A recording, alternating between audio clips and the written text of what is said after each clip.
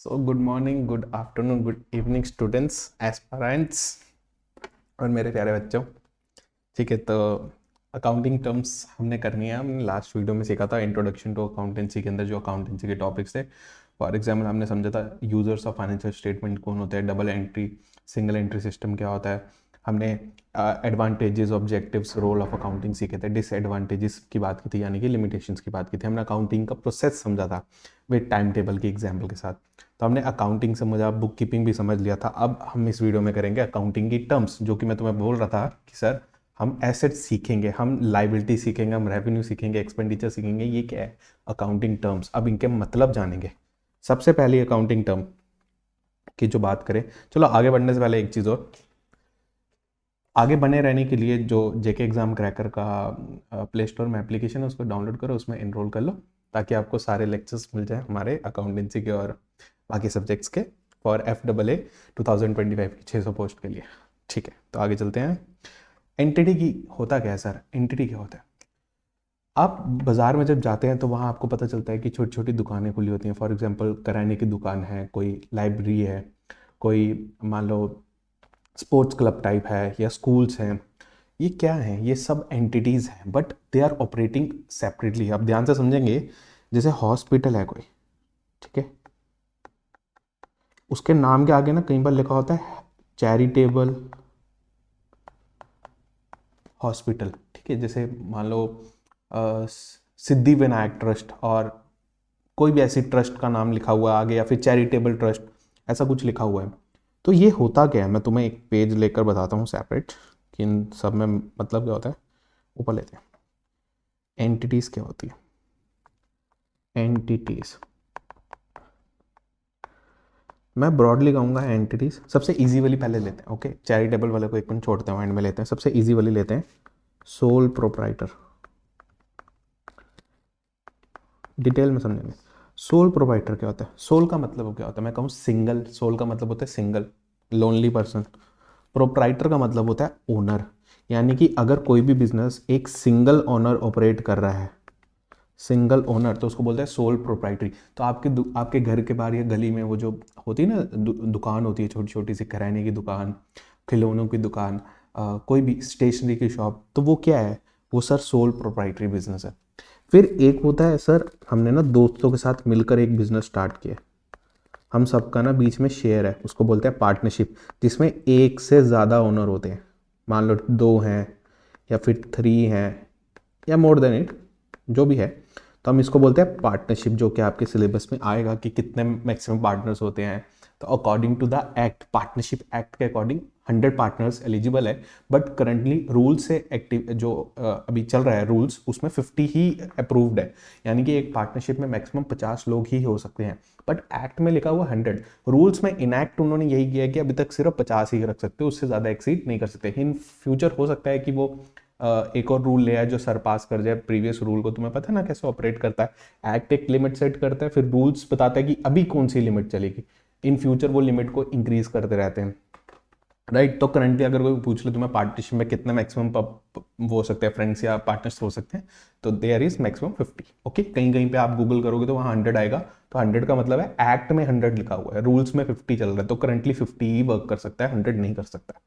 चलो, पार्टनरशिप हो गया। उसके बाद आप देखते हैं वो बड़ी बड़ी कंपनी जो लिस्टेड होती हैं, ये रिलायंस हो गया, अदानी हो गया, टाटा हो गया, दीज आर कंपनीज। कंपनीज क्या होती हैं? मैं कह दूं इनका जो कैपिटल होता है, कैपिटल आगे जाके सीखेंगे। मान लो इनके जो ओनर होते हैं ना, वो छोटे छोटे पर्सन होते हैं जिन्होंने पैसा लगाया होता है, उनको हम बोलते हैं share holders. Share holders, right. ये सब कुछ चीज़ें अलग होती है कि जैसे कंपनी अलग है, पार्टनरशिप अलग है, सोल प्रोप्राइटरी अलग है। मैं कह दूं ये सब बिजनेसेस क्या करते हैं? प्रॉफिट मेकिंग बिजनेसेस रन करते हैं। इनका मेन ऑब्जेक्टिव क्या होता है? कि हमें प्रॉफिट कमाना है। इनके अलावा भी कुछ एंटिटीज होती है जो सिर्फ वो प्रॉफिट के लिए वर्क नहीं कर रही, उसके अलावा भी वर्क कर रही है, जिनको हम बोलते हैं non profit entities. Non profit, तो नॉन प्रॉफिट में क्या आता है? ट्रस्ट आ गया। ट्रस्ट, वो जो चैरिटेबल ट्रस्ट मैंने बोला, Siddhi Vinayak trust, different different trust है, ठीक है, Jagannath trust, ISKCON is a trust, ठीक है। तो दीज आर ट्रस्ट जो पैसा कमाने के लिए काम नहीं कर रहे, ठीक है। इसके अलावा वो आते हैं ना क्लब्स, सोसाइटीज़, गोकुलधाम सोसाइटी, ये सब भी एंटिटीज़ होती है, तुम्हारे साथ बिजनेस डीलिंग करती हैं।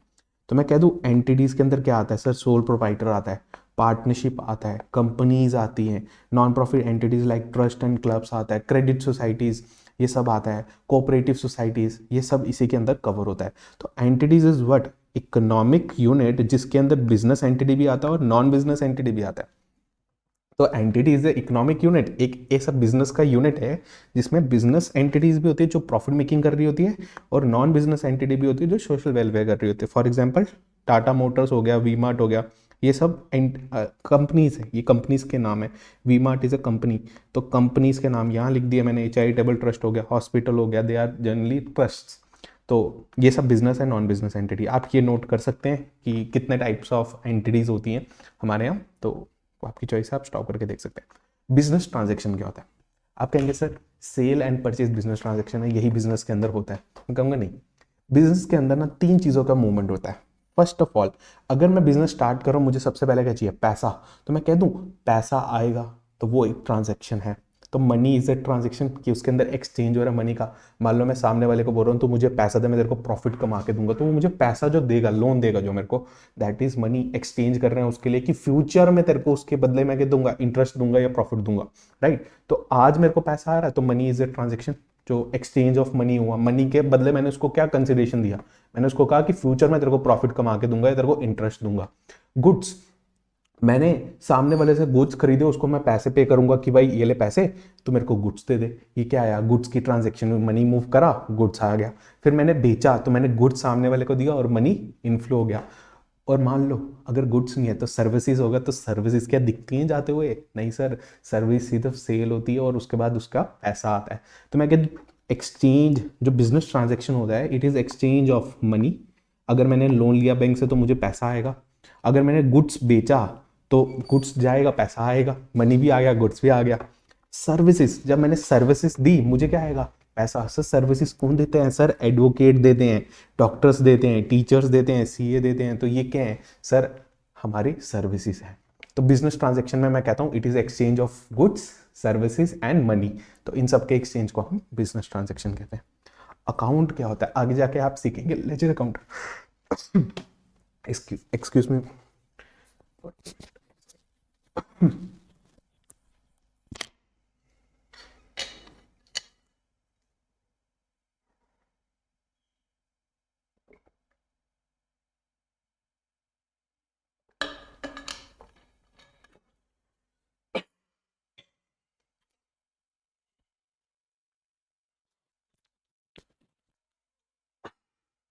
सॉरी, चलो हम कर रहे थे अकाउंट क्या होता है, आगे जाके हम सीखेंगे लेजर अकाउंट्स। लेजर अकाउंट्स क्या कहते हैं, जो भी उस अकाउंट से रिलेटेड वाली ट्रांजेक्शन होगी ना, सिमिलर ट्रांजेक्शन, हम वो उसके नीचे रिकॉर्ड करते हैं। तो मैं कह दूँ it is a record of transactions under head. For example आपने इलेक्ट्रिसिटी कहा, तो इलेक्ट्रिसिटी से रिलेटेड जो भी ट्रांजेक्शन होगी, इलेक्ट्रिसिटी पे करने वाली, इलेक्ट्रिसिटी खर्च होने वाली, वो ट्रांजेक्शन कहाँ रिकॉर्ड होगी, अकाउंट के अंदर। कैपिटल क्या होता है, चलो कैपिटल आ गया जी।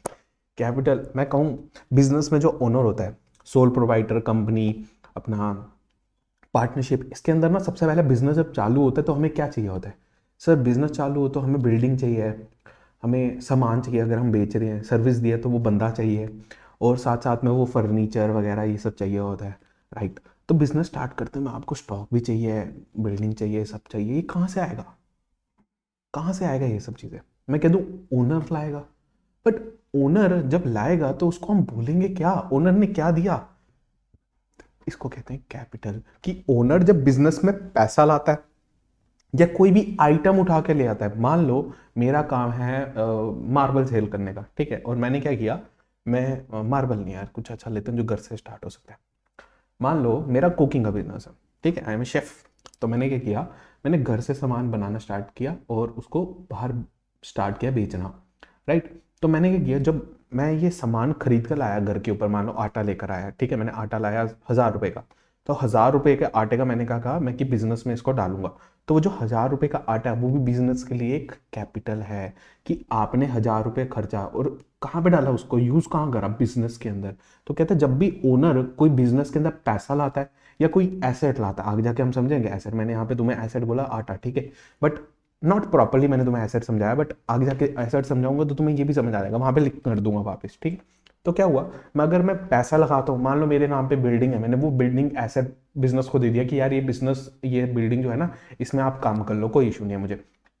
मेरे पास फर्नीचर था, मैंने वो फर्नीचर टेबल वगैरह दे दिया बिजनेस के अंदर।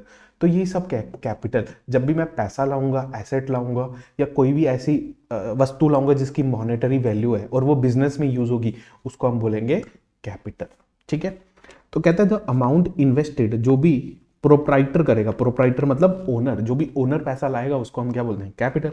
यानी कि it can be form of money, कोई एसेट हो सकता है, कोई मॉनेटरी वैल्यू हो सकता है। इसीलिए हम पता है क्या कहते हैं, कैपिटल इज व्हाट, अगर बिजनेस में उसने कोई एसेट लाया तो ठीक है, और अगर कोई लाइबिलिटी है उसकी तो वो माइनस कर दो। फॉर एग्जांपल, मान लो मेरे ना गाड़ी लाई बिजनेस के अंदर, ठीक है, गाड़ी कितने की थी, 10 लाख की, मगर उस पर ना लोन था अभी 2 लाख का। तो बताओ मैंने गाड़ी कितने की लाई बिजनेस में, सर हमने तो 8 लाख की लाई। क्यों, 10 लाख की गाड़ी थी जब आपने पैसा दिया उसको, बट 2 लाख अभी बैंक को भी तो देना वापिस। तो मैं कहता हूँ नेट नेट गाड़ी तो 8 लाख की पड़ी आपको। तो जब कैपिटल गिनोगे तब आप कैसे गिनोगे, एसेट माइनस लाइबिलिटी से। तो इट इज अ इक्वेशन, आगे आके आप अकाउंटिंग क्वेश्चन पढ़ोगे उसके अंदर यही फॉर्मूला वापस आने वाला है, इसलिए ध्यान से पढ़ लेना, एमसीक्यू में आ सकता है, it is important for MCQ. Okay, drawings क्या होता है, सर कलाकारी, ये जो आप चित्रकारी करते हो इसको ड्राइंग्स बोलते हैं, नहीं ये नहीं होता ड्राइंग्स। अब ध्यान से समझना ड्राइंग्स क्या होता है। अकाउंटेंसी में ड्राइंग्स का मतलब होता है कि ओनर जब पैसा लेकर आया, हमने बोला कैपिटल, जब वो ओनर कैपिटल में से पैसा घर लेकर जाएगा for personal purpose, word is personal purpose, तो हम उसको ड्राइंग्स बोलते हैं। फॉर एग्जाम्पल, मैं बिजनेस में बैठा हूँ, मैंने सेल करी, गल्ले में पैसे बढ़ते हैं, गल्ले मतलब वो जिसके अंदर मनी नहीं स्टोर करते हैं, ठीक है, हमारे देसी लैंग्वेज में बोलते हैं उसको गल्ला, ठीक है, तो उसमें पैसा स्टोर करते हैं। तो उसमें से मैंने पैसे निकाले, घर ले गया, और घर पे जाके ना मैंने मम्मी को बोला कि मम्मा ये पैसे रखो, इससे ना आप कुछ ले लेना, ठीक है। क्या वो बिजनेस के लिए होगा जो मम्मा कुछ लाएंगे, नहीं सर वो बिजनेस के लिए नहीं होगा। तो उसको चीज़ को कह दूं मैं पर्सनल यूज है उसका, तो मैं कह देता हूँ वो जो पैसा मैं घर लेके चला गया ना, बिजनेस से बाहर लेके चला गया फॉर पर्सनल पर्पस, उसको बोलते हैं ड्राइंग्स। अब सर यही एग्जाम्पल को थोड़ा सा ट्विस्ट करते हैं। मैंने पैसा निकाला गल्ले से, मैं घर गया, मैंने मम्मी को बोला कि मम्मी मुझे ना यार एक अच्छा सा चेयर चाहिए, आप ये चेयर ले आना 3,000 की, ये 3,000 रखो। मम्मी ने चेयर लाई, मैंने, मम्मी कहती है घर के लिए, मैंने कहा नहीं ऑफिस के लिए। मैंने ऑफिस में जाके चेयर को रख दिया, ये वाली चेयर, ठीक है। मैंने घर पे जाके ये वाली जो दिख रही है तुमको, तो मैंने कहा ऑफिस में जाके रख दिया। तो मैं कह दूँ ये बिजनेस में यूज हुआ, क्या ये पर्सनल यूज था, नहीं सर पर्सनल यूज नहीं था, तो इसको मैं ड्राइंग्स नहीं काउंट करूंगा। तो आपको यही क्लासीफाई करना है कि क्या वो पर्सनल यूज है कि नहीं है। अरे मैं पैसा निकाल के घर पे सब्जी लेके चला गया, वो जो सब्जी है वो ड्राइंग्स है भाई, पैसा बिजनेस से निकाला है। अच्छा अगर मैं पैसा सेविंग से निकाल रहा हूँ, अरे तो फर्क नहीं पड़ता, सेविंग बिजनेस का पार्ट नहीं होता है। बिजनेस का पार्ट क्या होता है, current account. For example current account example हमारा है उसका बिजनेस का। तो बिजनेस में से अगर पैसा निकाला मैंने, तो कहता है अगर अमाउंट या कोई गुड या फिर एसेट जो मैं प्रोप्राइटर जो है वो घर ले गया पर्सनल यूज के लिए, तो हम उसको बोलेंगे ड्राइंग्स। हाँ वो एसेट भी लेके जा सकता है, मान लो मेरे किराने का बिजनेस है, मैंने मैगी उठाई घर ले गया, तो भाई मैगी तो बेचने के लिए थी ना किराने में, तो आप घर लेके चले गए, उसको पर्सनल यूज बोलेंगे, आप वो गुड्स घर लेके चले गए। रिकॉर्ड कैसे करेंगे वो हम समझेंगे, फिलहाल मतलब समझो कैपिटल क्या होता है, ड्राइंग्स क्या होता है। ओके अगला चलते हैं liabilities. Very good sir, liabilities तक पहुंच गए। चलो, लाइबिलिटीज का मतलब होता है अमाउंट जो हमने किसी को पे करना है, इसको अंग्रेजी में कहते हैं amount owed by the business to someone. Business क्यों सर, क्योंकि ओनर एंड बिजनेस अलग अलग होता है, ये मैं आगे जाके पढ़ाऊंगा। कहां पे सर, प्रिंसिपल्स में। तो क्या कहते हैं, कहता है बिजनेस और जो ओनर है वो अलग अलग है। तो कहता है कि अगर बिजनेस ने किसी और बंदे को पैसा देना है उसको हम कहते हैं क्रेडिटर। तो कहता है अमाउंट, ओ सॉरी क्रेडिटर नहीं, liability, sorry sorry correction, liability. Creditor भी होता वही है बट वो स्पेसिफिक होता है एक। तो मैं तुम्हें बता रहा था कि अगर बिजनेस ने किसी पर्सन को पैसा देना है किसी भी रीजन से, तो हम उसको कहेंगे लाइबिलिटी। तो इसको हम कहते हैं amount owed by business to someone. Owed, owned नहीं, ओड। ओड का मतलब आई ओ यू, मतलब I have a liability towards you, मेरे को आपको कुछ पे करना है या आपके लिए कोई काम करना है, उसको बोलते हैं लाइबिलिटी। कहता है अमाउंट ओड या फिर payable by the business to someone. दो तरह की लाइबिलिटी होती है, एक होती है इंटरनल, एक होती है एक्सटर्नल, ठीक है। इंटरनल लाइबिलिटी क्या होती है, ध्यान से समझना। मान लो मैंने बिजनेस स्टार्ट किया, मैंने अपने वाइफ को बोला, होने वाली वाइफ को, कि जी आप ना पैसा डालो बिजनेस के अंदर मेरे। उसने कहा ठीक है, मैं 2 लाख रुपए लगा दिया। जब उसने लगाया तो मुझे बताओ, बिजनेस के लिए वो एक लाइबिलिटी है, क्योंकि बिजनेस ने वो पैसा कभी ना कभी उसको वापस करना है। तो आज मैं उसको कौन सी लाइबिलिटी बोलूँ, एक्सटर्नल लाइबिलिटी कि इंटरनल? इंटरनल कहता है अगर आप घर वाले हो, बाहर वाले नहीं हो, घर वाले हो यानी ओनर हो, तो वो पैसा माना जाएगा इंटरनल लाइबिलिटी। और अगर आप बाहर वाले हो तो वो पैसा क्या बोला जाएगा, एक्सटर्नल लाइबिलिटी। अब जैसे मैंने कहा ना होने वाली वाइफ, तो वो एक्सटर्नल है, बाहर है, अभी इंटरनल नहीं हुई है। तो एक्सटर्नल वाले को क्या बोलेंगे सर, आउटसाइडर लाइबिलिटी, यानी कि एक्सटर्नल लाइबिलिटी। और जो घर वाले होते हैं, मैंने पैसा लगाया, मैं ओनर हूं, मैंने ही पैसा लगा दिया लोन के तौर पे कि जी बिजनेस में मुझे पैसा देना, राइट। तुम तो कहोगे सर वो कैपिटल होता है, मैंने नहीं, कैपिटल के नाम से नहीं, मैंने उसको बोला बिजनेस को स्पेसिफिकली, ये मेरी कैपिटल नहीं है, ये मेरा लोन है। तो जब तुम लोन को वापस करोगे उसको बोलेंगे इंटरनल लाइबिलिटी। मान लो मेरे मम्मी ने या मेरे पापा ने पैसा लगाया, तो उसको हम क्या बोलेंगे, इंटरनल लाइबिलिटी। ठीक है, amount payable towards the owner of the business, internal liability. क्या मैं कह सकता हूं कैपिटल इज अ लाइबिलिटी? क्या सर कैपिटल लाइबिलिटी है, ये कब हुआ? देखो, मैंने कहा ये बंदा है, ये ओनर है और ये बिजनेस है। मैंने कहा बिजनेस अलग है, ओनर अलग है। जब ओनर ने बिजनेस को पैसा दिया तो बिजनेस कभी ना कभी ओनर को वो पैसा रिटर्न तो करेगा ना। जैसे क्लोज हो गया बिजनेस तो रिटर्न तो करना पड़ेगा, राइट। तो मैं कह दूं बिजनेस के लिए ओनर एक क्या है, लाइबिलिटी है, मगर इस लाइबिलिटी का एक स्पेसिफिक नाम है जिसको हम बोलते हैं कैपिटल। तो आज मैं तुम्हें एक नई सी चीज बता दी, क्या, कि sir capital is a liability, is a liability, but उसको बोलते कैपिटल है। ठीक है, सेपरेट करने के लिए। ठीक है, तो it is a internal liability. External liability मतलब बाहर वाले लोगों को जितना पैसा देना, they are external liability, doesn't matter, वो घर वाला नहीं है तो बाहर वाला है। उसके बाद आता है एक और जो मैं कहूंगा इंपॉर्टेंट है, जहां से क्वेश्चन एमसीक्यू आ सकते हैं, कि करंट लाइबिलिटी और नॉन करंट लाइबिलिटी क्या होता है। करंट का मतलब क्या होता है सर, बिजली। ये वो वाला करंट नहीं है, यहाँ करंट का मतलब होता है करंट अफेयर्स टाइप, कि अभी की क्या है। और नॉन करंट का मतलब जो अभी का नहीं है, बाद का है। कहता है करंट लाइबिलिटी का मतलब कि आने वाले 12 महीने में अगर आपने कोई भी किसी को पैसा देना है तो वो आपकी करंट लाइबिलिटी है। सर आने वाले 12 महीने में कब से? बिजनेस जो होता है ना हमारा, फाइनेंशियल ईयर जिसको बोलते हैं, वो हमारा स्टार्ट होता है, एक तो शॉर्ट में लिखते हैं, फाइनेंशियल ईयर हमारा जो होता है वो स्टार्ट होता है 1 अप्रैल को, और नेक्स्ट ईयर 31 मार्च को वो क्लोज होता है, राइट। अब जब मैं क्लोजर पे आ गया हूँ ना, मैं यहां से क्या कहूंगा, मैं कहूंगा करंट लाइबिलिटी क्या होता है, जो आने वाले 12 मंथ्स में मैंने पे करना है उसको हम बोलेंगे करंट। यानी सर आप एक दिन पे खड़े होके कह सकते हो, अगर 12 महीने में आपने उस बंदे को पैसा देना है तो वो करंट है, अगर आपने 12 महीने में उसको पैसा नहीं देना है तो वो नॉन करंट हो जाएगा। सर कितनी बढ़िया चीज बता दी आपने, बिल्कुल। ठीक है, आगे चलते हैं। यानी कि liability payable with in the 12 month from the end of the accounting year, जो जैसे कि 31 मार्च बैलेंस शीट एंड पे अगर मैं कह दूं 12 महीने में कोई पे करना तो वो करंट लाइबिलिटी। और सर नॉन करंट क्या हुआ, वही सर अगर 12 महीने में नहीं पे करना that is non current. Liability payable after 12 month from the end of the accounting year, accounting year वही होता है financial year 1 April to 31 March. Balance sheet date पे 31 March is the balance sheet date, जिस दिन पे business हम financial close करते हैं। तो कहता है अगर 12 मंथ्स में आपने उसको पे कर दिया तो करंट, अगर नहीं करा तो नॉन करंट। इसीलिए अगर करंट लाइबिलिटी को हम 12 महीने में पे कर रहे हैं, इसलिए हम उसको क्या कहते हैं, शॉर्ट टर्म लाइबिलिटी, जल्दी से जल्दी पे करना है। और जो भी 12 महीने के बाद पे कर रहे हैं उसको हम कहते हैं लॉन्ग टर्म लाइबिलिटी।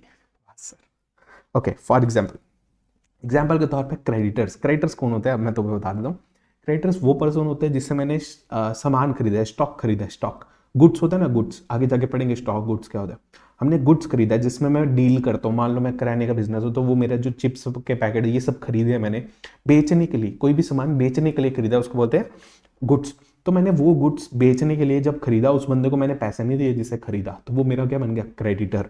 तो creditor is a person from whom goods is purchased on credit. On credit मतलब उधार पर, ओके।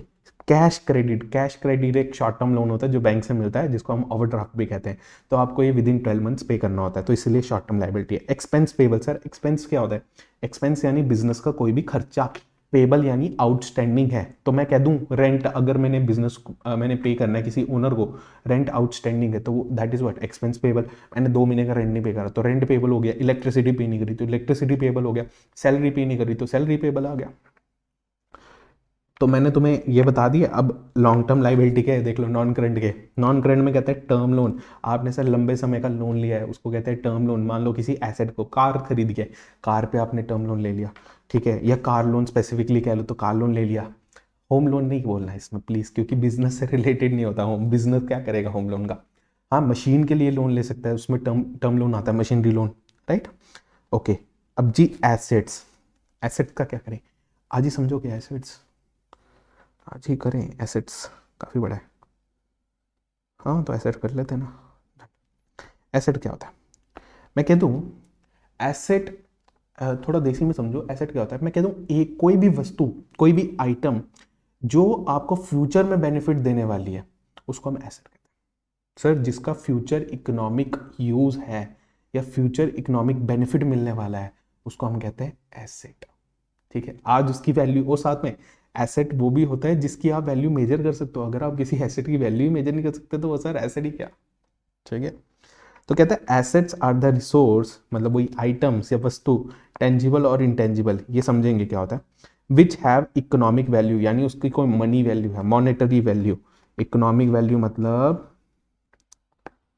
तो ये कहाँ से आ जाता है, मनी, रुपीज, मनी वैल्यू है। और वो एसेट बिजनेस का है, ओन्ड बाय द एंटिटी, उस एंटिटी का है, तो उसको, और वो फ्यूचर में इकोनॉमिक बेनिफिट मिलने वाला है तो उसको एसेट बोलेंगे। मान लो मेरे पास प्रिंटर पड़ा है जो कि खराब है, क्या सर वो मेरा एसेट है? सर जब तक आप ठीक नहीं कराओगे वो आपका एसेट कैसे बनेगा? आपको फ्यूचर में बेनिफिट ही नहीं मिलने वाला। बट हाँ, अगर मान लो स्क्रैप स्केल से मुझे बेनिफिट मिलने वाला है तो फिर वो एसेट ही बनेगा। ठीक है, अगर उसकी वैल्यू जीरो होगी है, खत्म, तो वो एसेट नहीं है, वो आपका जीरो हो गया बेटा। ठीक है, तो कहता है कोई भी एसेट जो बिजनेस का है, जिसकी कोई इकोनॉमिक वैल्यू और फ्यूचर में बेनिफिट देने वाला है, उसको हम कहते हैं एसेट। डन। अब आ गया नॉन करंट और करंट और फिक्टिशियस। पहले मैं तुम्हें कह रहा था टेंजिबल और इनटेंजिबल, बता देता हूं क्या होता है। टेंजिबल को कह सकते हैं हम कि anything which can be seen, touch और फील, उसको हम कहते हैं टेंजिबल। यानी अगर आप कोई भी आइटम देख सकते हैं, टच कर सकते हैं, फील कर सकते हैं, तो वो टेंजिबल है। फॉर एग्जांपल बिल्डिंग, आप टच कर सकते हो बिल्डिंग को। Chair, furniture, fan, AC, touch कर सकते हो। वहाँ सर छत पर लगा, कहाँ जाए? नहीं कर सकते हो टच, इसीलिए उसको हम कहते हैं टेंजिबल।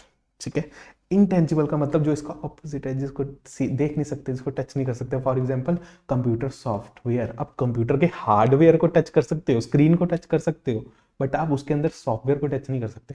तो दिस इज इंटेंजिबल। इंटेंजिबल की और एग्जांपल देता हूँ, गुडविल, बिजनेस की गुडविल। आप देख सकते हो क्या उसको? अरे नहीं, आप उसको फील कर सकते हो कि यार सर उसकी ना बहुत गुडविल है, राइट। पेटेंट, कॉपीराइट, इन सबको आप टच नहीं कर सकते। ट्रेडमार्क, ये सब क्या है? Intangible assets. ओके, तो इंटेंजिबल एसेट्स मैंने लिखा होगा तो वो करवा देता हूँ। कहाँ है? हाँ ये लिखा है। Tangible, can be seen, touch physically, can not be seen और टच फिजिकली, ये होता है इंटेंजिबल। टेंजिबल में बिल्डिंग, मशीनरी, कंप्यूटर, फर्नीचर आ गया। इंटेंजिबल में trademark, patent, goodwill, software, right. Okay, non current asset क्या होता है? ध्यान से समझना, नॉन करंट और करंट एसेट। मैंने तुम्हें कहा एसेट वो होता है जिसमें आप, जो आपको फ्यूचर में कोई बेनिफिट देने वाला है। अब सर जो करंट एसेट और नॉन करंट होता है वो क्या कहता है? नॉन करंट मतलब जो आपको फ्यूचर में बेनिफिट देगा बट मोर देन 12 मंथ्स देगा। अभी ऊपर पढ़ा ना, 12 मंथ्स की लाइबिलिटी अगर 12 मंथ्स में पे करनी है तो वो नॉन करंट है, और अगर उसके बाद पे करनी है तो नॉन करंट। सेम यही फॉलो होता है कि अगर कोई एसेट 12 महीने तक ही बेनिफिट देगा, 12 मंथ्स में वो चला जाएगा, उसको हम कहते हैं करंट। और अगर कोई एसेट 12 महीने से ज्यादा बेनिफिट दे दे, उसको कहेंगे non current. This is one of the definition of non current और करंट एसेट। इसके अलावा और भी डेफिनेशन है करंट और नॉन करंट की। देखो, मैंने तुम्हें बताई 12 मंथ वाली, जो कि ये वाली होती है, कहाँ गई? अच्छा मैंने लिखी भी नहीं है वाली। 12 मंथ्स, और इधर लिख देते हैं, मोर देन 12 मंथ्स, 12 मंथ्स और अप टू 12 मंथ्स। ओके, और क्या होता है सर करंट एसेट? मैं कहता हूं करंट में ऐसा समझो, अगर कोई एसेट इजीली कैश में कन्वर्ट हो जाए। सर क्या? अगर कोई एसेट इजीली कैश में कन्वर्ट हो जाए, यानी कि बिक जाए, फटाफट इंस्टेंट बिक जाए, उसको हम कहते हैं करंट एसेट। और सर कैश वो तो बिक ही नहीं सकता, सर कैश है वो तो, सर जो कैश है आपका बैंक में पैसा पड़ा वो तो करंट एसेट है ही है, आप उसको कभी भी यूज कर सकते हो, वो करंट एसेट है। तो कहता है कोई भी एसेट जो इजीली कन्वर्ट हो जाता है 12 मंथ्स के अंदर, अच्छा लिखा तो था मैंने पॉइंट, तो these get converted into cash with in 12 months from the end of accounting year, तो हम उसको कहते हैं करंट। और अगर वो 12 महीने से ज्यादा या फिर वो कैश में कन्वर्ट नहीं हो रहा शॉर्ट टर्म में, हम उसको कहते हैं नॉन करंट। तो these investment are not held for sale in ordinary course of business. ध्यान से समझे, अगर मैंने कोई एसेट इस पर्पस के लिए रखा है कि शॉर्ट टर्म में बेच दूंगा, for example stock, goods business में बेचने के लिए रखा है, वो तो करंट है। बट अगर मैंने वो स्टॉक बेचने के लिए रखा, फॉर एग्जांपल मैंने फैन खरीदा है जो मेरी सीलिंग पे लगा हुआ है, ठीक है, वो मेरा एसेट है, बट क्या वो मैंने बेचने के लिए खरीदा है? नहीं सर, वो तो आपने यूज करने के लिए, कस्टमर आए, ठंडी ठंडी हवा लगे उसको, उसके लिए खरीदा है। तो मैं कह दूं वो एक फिक्स एसेट है, करंट नॉन करंट एसेट है, वो करंट नहीं है। ओके, अगर कोई भी एक ऐसा एसेट जो आपने बिजनेस में फैसिलिटेट करने के लिए रखा है, कि आपने बिल्डिंग रखी है कि कस्टमर आए उसको अंदर मस्त इन्वायरमेंट मिले, वाइब मिले, तो वो जो बिल्डिंग है वो फैसिलिटेट कर रहे हैं आपके बिजनेस को, बढ़ा रही है, उसको हम नॉन करंट बोलेंगे। बट अगर कोई भी एसेट जल्दी से जल्दी कैश में कन्वर्ट हो जाए ना, उसको हम कहते हैं करंट एसेट। तो कहता है सिंपल सेंस में कि अगर कोई एसेट आपने हेल्ड फॉर रीसेल रखा है, आपने खरीदा और उसको बेचने के लिए खरीदा है, कि मैंने गुड्स खरीदा उसको बेचूंगा, उसको हम कहते हैं करंट एसेट। और अगर कोई भी एसेट वो इजीली कैश में कन्वर्ट हो जाए, उसको हम बोलते हैं करंट एसेट। और सिमिलरली अगर कोई एसेट ऐसे शॉर्ट टर्म में कन्वर्ट हो जाए, उसको हम कहते हैं शॉर्ट टर्म एसेट। मैं तुम्हें एक एग्जांपल देता हूँ, तुम कैसे क्लासीफाई करना।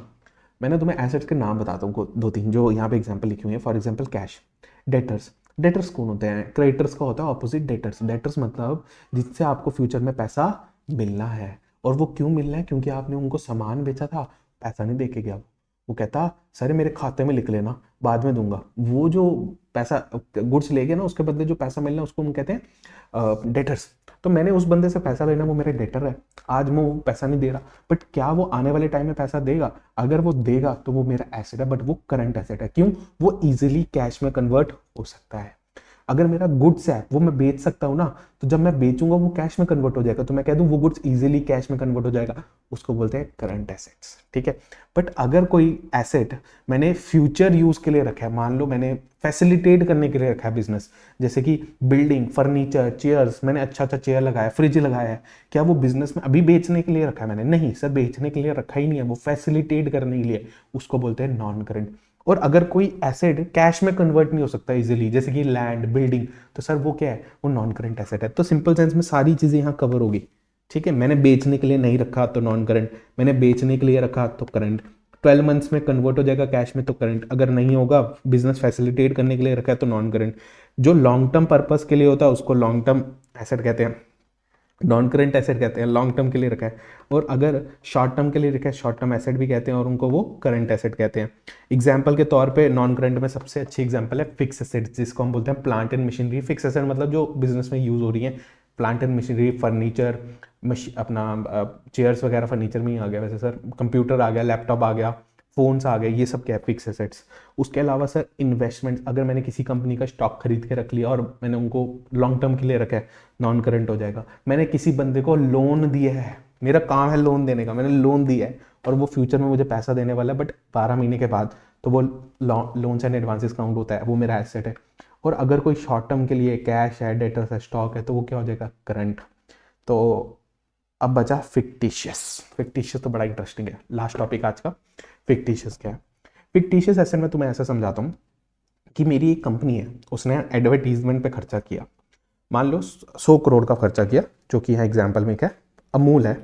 अमूल ने 100 करोड़ का खर्चा किया, ठीक है। अमूल दूध पीता है इंडिया, ठीक है, असली बटर, अमूल बटर, ठीक है, ये ऐड बनाई उसने और वो डाल दी, लोगों को बहुत पसंद आई। अमूल वालों ने कहा कि अगर ये 100 करोड़ का खर्चा मैं आज अपने बिजनेस में दिखा दूं ना, मेरे बिजनेस में लॉस शो होने लगेगा। जब लॉस शो होता है ना बिजनेस में, जो ओनर होता है ना, उसमें ना एक बैड इंपैक्ट जाता है कि यार बिजनेस ना लॉस कर रहा है यार, ये इस बिजनेस में क्यों पैसा लगाना। पर तुम ध्यान से देखो, हमारे माइंड में अमूल की ऐड छपी हुई है ना, कि असली बटर, अमूल बटर, हाँ, ये कहाँ से छपी है? अरे एडवर्टीजमेंट इतनी बढ़िया थी। मैं कहता हूँ आज मैं एडवर्टीजमेंट टीवी पे दिखा रहा हूँ, उसका बेनिफिट मुझे आने वाले 4-5 साल तक मिलेगा। अमूल ने कहा मेरे को तो 5 साल तक पैसा उसका बेनिफिट मिलने वाला है, तो आज ये 100 करोड़ का खर्चा मैं आज कैसे दिखा दूं? ये तो मेरा एक एसेट है जो कि 5 साल में यूज होगा। पैसा आज देना है मैंने 100 करोड़ सामने वाले को कि तू ऐड दिखा दे। ऐड भी 2-3 महीने ही चलेगी, पूरे 5 साल नहीं चलेगी, बट जो 100 करोड़ खर्चा किया उसका बेनिफिट मुझे 5 साल मिलेगा। यही तो एसेट होता है ना, कि फ्यूचर में बेनिफिट मिलता है। तो अमूल कहता है कि सर हमें ये बेनिफिट आने वाले 5 साल तक मिलेगा, 1 साल में 100 करोड़ दिखाऊंगा, मेरे फाइनेंशियल में तो लॉस आ जाएगा, तो मैं क्या करूं? तो उसको हम समझाते हैं कि भाई आप क्या करो, आप फिक्टिशियस एसेट बना लो। ये आपका असली में एसेट नहीं है, बट फिक्टिशियस, आपको ऐसा लगता है कि आपको इसको फ्यूचर में बेनिफिट मिलेगा। मैंने कहा 5 साल तक मिलेगा, तो ऐसा करो ना, 100 करोड़ का खर्चा आप 20-20 करोड़ करके हर साल में डाल दो। यानी कि 20 करोड़ पहले साल में खर्चा डालो, 20 करोड़ अगले साल में, 20 करोड़ अगले साल में, 20 करोड़ अगले साल में, 20 करोड़ अगले साल में, यानी कि 5 साल में 20 करोड़ का खर्चा दिखा दो। तो अगर एक साल में 20 करोड़ दिखाया है, तो 80 करोड़ जो आपने सामने वाले को पे करा होगा, इसको बोलेंगे फिक्टिशियस एसेट। जब दूसरे साल में अगला 20 दिखाओगे, तो बचा हुआ 60 करोड़ को हम क्या बोलेंगे? Fictitious asset. और अगले में 20 करोड़ का खर्चा दिखाओगे, 40 को क्या बोलूंगा? Fictitious asset. यानी कि एक ऐसा एसेट जिसके पैसे मैंने दे दिए है, मेरे को फ्यूचर में बेनिफिट मिल रहा है। ठीक है, इसी को बोलते हैं फिक्टिशियस एसेट। कहता है the asset coming into existence through an accounting entry. ये तो सिर्फ अकाउंटिंग एंट्री से आ रहा है, जैसे कि इट इज नॉट टेंजिबल और नॉट इंटेंजिबल। इसमें हम सिर्फ एक एंट्री पोस्ट कर रहे हैं। मैं तुम्हें कह रहा हूँ ना, हमने ऐड तो 2-3 महीने दिखाई, फ्यूचर में मुझे एसेट थोड़ी दिख रहा है, फ्यूचर में वो ऐसे ही है ना। मैं राइट ले सकता हूँ उस एडवर्टीजमेंट का कि यार मैंने करवा दी, उसके बाद तो वो चली गई है, ऐड खत्म होगी बस, मगर उसका बेनिफिट बाद में मिल रहा है, इसलिए हम इसको बोलते हैं फिक्टिशियस। इसकी एक सबसे अच्छी एग्जांपल है डेफर्ड रेवेन्यू एक्सपेंडिचर, जो कि मैंने आपको समझा दी, जिसमें आता है एडवर्टीजमेंट एक्सपेंडिचर। जनरली सबसे ज्यादा जो इसमें फिक्टिशियस एसेट है ना, वो एक दो ही है। सो मेन जो है यही है, डेफर्ड रेवेन्यू एक्सपेंडिचर, जिसको हम बोलते हैं एडवर्टीजमेंट एक्सपेंडिचर, जो कि खर्चा मैंने एक साल में करा, आने वाले कुछ सालों में उसका खर्चा मैं क्लेम करूंगा। रिसीट्स वाला हम अगले पार्ट में करेंगे। तब तक बने रहे। Signing off, C A Rishabh Gupta. मिलते हैं अगली वीडियो में। Bye bye.